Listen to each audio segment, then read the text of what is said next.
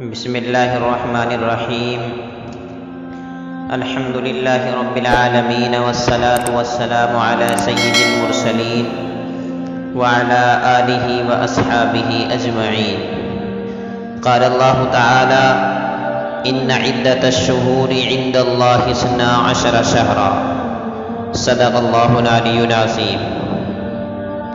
میرے محترم بزرگوں، دوستو، اس آیت کریمہ سے معلوم ہوتا ہے کہ اللہ تعالیٰ کے نزدیک مہینوں کی تعداد 12 ہے۔ یہ بھی یاد رکھنی چاہیے بات کہ اسلامی سال محرم الحرام سے شروع ہوتا ہے اور ذی الحجہ پر ختم ہو جاتا ہے۔ یہ جو مہینہ چل رہا ہے آج شروع ہو گیا ہے، اسلامی سال کے اعتبار سے یہ آخری مہینہ ہے، 12واں مہینہ ہے۔ اس مہینے کا نام ذو الحجہ ہے، ذی الحجہ بھی کہا جاتا ہے، دونوں طرح کہنا صحیح ہے۔ ذو کے معنی عربی میں والے کے آتے ہیں اور حج اس کے معنی حج، یہ حج کی جمع ہے، تو اس کا مطلب ہوا حج والا مہینہ، حج کا مہینہ، حج کرنے کا مہینہ۔ حدیث شریف کے اندر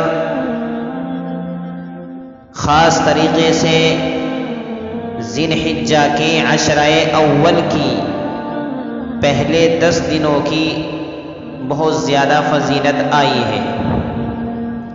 ایک تو اس اعتبار سے کہ یہ حج کا مہینہ ہے، دوسرے اس اعتبار سے کہ اس میں قربانی جیسی اہم عبادت ادا کی جاتی ہے، تیسرے اس اعتبار سے کہ عید الاضحیٰ یعنی خوشی کا دن، مسلمانوں کی عظیم الشان خوشی کا دن بھی اسی مہینے میں اور اسی مہینے کے عشرہ اول میں آ جاتا ہے۔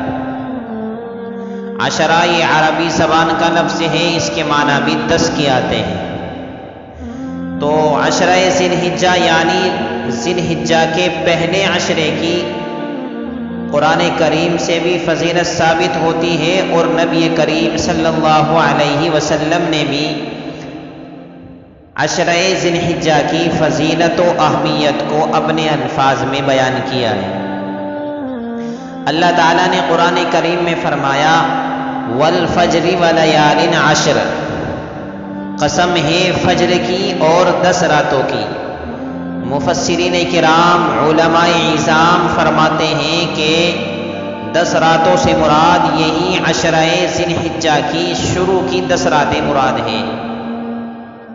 تو اللہ تعالیٰ نے قسم کھا کر فرمایا ہے کہ قسم ہے فجر کی اور 10 راتوں کی۔ اس کا مطلب یہ ہے ان 10 راتوں کی اہمیت ہے اللہ تعالیٰ کے نزدیک، اس لیے اللہ قسم کھا رہے ہیں، اس لیے ہمیں ان 10 راتوں میں اللہ تعالیٰ کی زیادہ سے زیادہ عبادت کرنی چاہیے۔ حدیث شریف میں نبی کریم صلی اللہ علیہ وسلم نے فرمایا کہ اللہ کی عبادت کے لیے عشرہ ذی الحجہ سے افضل کوئی زمانہ نہیں۔ اس عشرے میں ایک رات کی عبادت کا ثواب شب قدر کے برابر ہے، اور شب قدر تو آپ جانتے ہی ہیں قرآن کریم میں جس کا ذکر ہے انا انزلناہ فی لیلۃ القدر وما ادراک ما لیلۃ القدر لیلۃ القدر خیر من 1000 شہر، کہ شب قدر 1000 مہینوں سے بہتر ہے۔ اور اللہ تعالیٰ اس عشرہ ذی الحجہ میں بھی ایک رات کی عبادت کا ثواب شب قدر کے برابر عطا فرماتے ہیں۔ اور عشرہ ذی الحجہ میں دن کے روزے کا ثواب، اگر کوئی آدمی دن میں روزہ رکھ لے تو ایک دن کے روزے کا ثواب 1 سال کے روزوں کے برابر ملتا ہے۔ اور خاص طریقے سے 9 ذی الحجہ جسے ہم عرفے کا دن بھی کہتے ہیں، عرفے کے دن کے روزے کا ثواب 2 سال کے روزوں کے برابر اور 2 سال کے گناہوں کا کفارہ ہے، 1 سال کے پچھلے اور 1 سال کے اگلے۔ پچھلے گناہوں کی معافی تو سمجھ میں آتی ہے، لیکن اگلے گناہوں کی معافی کا کیا مطلب؟ اس کا مطلب یہ ہے کہ اللہ تعالیٰ کی طرف سے اسے پھر آگے گناہوں کی توفیق سے، گناہوں سے روک دیا جاتا ہے اور خیر اور بھلائی کی توفیق عطا فرما دی جاتی ہے اللہ تعالیٰ کی طرف سے۔ یہ مطلب ہے 1 سال کے پچھلے اور 1 سال کے اگلے گناہوں کی معافی کا مطلب یہ ہے۔ تو میرے بھائیوں، میرے بزرگوں، تو اس حدیث شریف سے ہمیں معلوم ہوتا ہے کہ عشرہ ذی الحجہ کی بہت زیادہ فضیلت ہے، اس لیے ہمیں ایک ایک رات کی قدر کرنی چاہیے، اور دن میں اگر ہمت ہے، وسعت ہے، طاقت اللہ تعالیٰ نے ہمیں دی ہے اور کھانے کی وسعت بھی ہے تو دن میں ہم روزہ رکھ لیں۔ حدیث شریف سے ہمیں یہ معلوم ہو گیا ہے کہ رمضان المبارک کی طرح اس عشرے میں بھی ہر نیک عمل کا ثواب بڑھا دیا جاتا ہے، لیکن یہ بات یاد رکھنی چاہیے کہ خاص عبادت اس عشرے کی بھی قربانی ہے، جو حضرت ابراہیم علیہ السلام اور ان کے چہیتے بیٹے کے واقعے کی یادگار ہے۔